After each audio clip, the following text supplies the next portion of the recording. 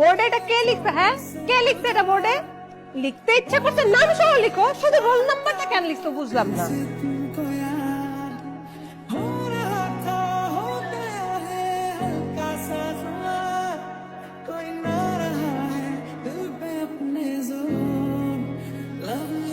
দোস্ত, ছেলেটা কিন্তু সুন্দর আছে।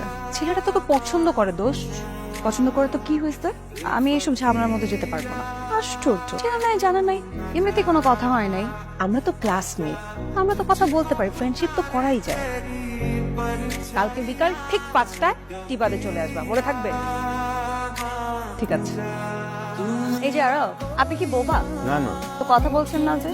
শুনুন, আমাকে কিউর সুইট যাই বলুন না কেন, আমার সাথে কিন্তু প্রেম সম্ভব না। আপনার সাথে বড় ফ্রেন্ডশিপ হতে পারে, এর থেকে বেশি কিছু না। আর যদি অন্য কোনো ইন্টেনশন থাকে তাহলে এখনই বলে দিচ্ছি, এটা কোনো ফিউচার নেই। প্রেম করতে হবে এটা বাধ্যতামূলক না, বন্ধুত্ব হতে পারে। তোমাকে অনেক সুন্দর লাগছে। Thank you. মেয়েরা যে কেন লাল শাড়ি করে আমি বুঝি। নীল শাড়ির মধ্যেও যে একটা ব্যাপার আছে সেটা তারা বুঝতেই চায় না। বুঝবে না কেন? অবশ্যই বুঝবে। আর স্পেশাল গিফটটা যদি স্পেশাল মানুষ দেয় তাহলে তো সেটা আরো স্পেশাল হয়ে যায়। আমি স্পেশাল তাহলে। সে যদি তোমাকে অগ্নিতে ফেলে মারে, বিনা চেষ্টায় মরে যাব একেবারে। সে যদি তোমাকে মেঘে দেয় উত্থান, আমি বৃষ্টিতে খান খান। আর আমি জানি তুমি আমাকে পছন্দ করো। আমার ফ্যামিলি অনেক কনজারভেটিভ। এখনকার ফ্যামিলির মতো এতটা ফ্রেন্ডলি না আমার ফ্যামিলি। প্রতিটা ভালোবাসার মধ্যে অনেক কমিটমেন্ট থাকে, অনেক ট্রাস্ট ইস্যু থাকে, অনেক বাউন্ডারিজ থাকে। আমি যেমন আমার ফ্যামিলিকে ভালোবাসি, ঠিক তেমন আমি তোমাকেও ভালোবাসি। আর আমি তোমার সাথে সারা জীবন থাকতে চাই, মৃত্যুর আগ পর্যন্ত একসাথে থাকতে চাই। আফরিন, চলো আজকে থেকে আমরা আমাদের ম্যাজিক্যাল জার্নির সেকেন্ড চ্যাপ্টার শুরু করি। তোকে যে স্কলারশিপের জন্য জোর করে অ্যাপ্লাই করেছিলাম সেটা হয়ে গেছে।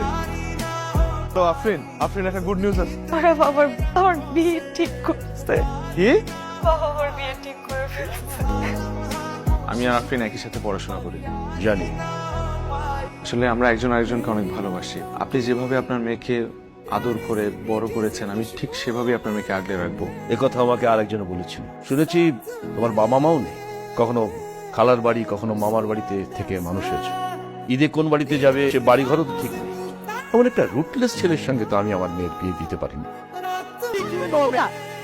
কথাই যখন বলতে হবে তাহলে এতক্ষণ ভেতরে চুপ করেছিল কেন? কিচ্ছু বলো নাই কেন? একটা বারো তোমার বাবাকে বললা না কেন যে তুমি আমাকে ভালোবাসো? আমি এদিন দেখি কি আমি রাস্তার ছেলে? তুমি আমাকে ভালোবাসো না? ঠিক আছে চলো সবকিছু বাদ, আজকেই আমরা বিয়ে করবো। চলো। পাগল হয়ে গেছো? তুমি আমাকে বিয়ে করবা না? না। আমার আসলে না বোঝা হয়ে গেছে, বুঝছো? তুমি একটা বেঈমান, তুমি একটা বেঈমান। তুমি কখনো আমাকে ভালোই বাসো নাই। তোমার বাপ একটা বেঈমান, তুমিও একটা বেঈমান।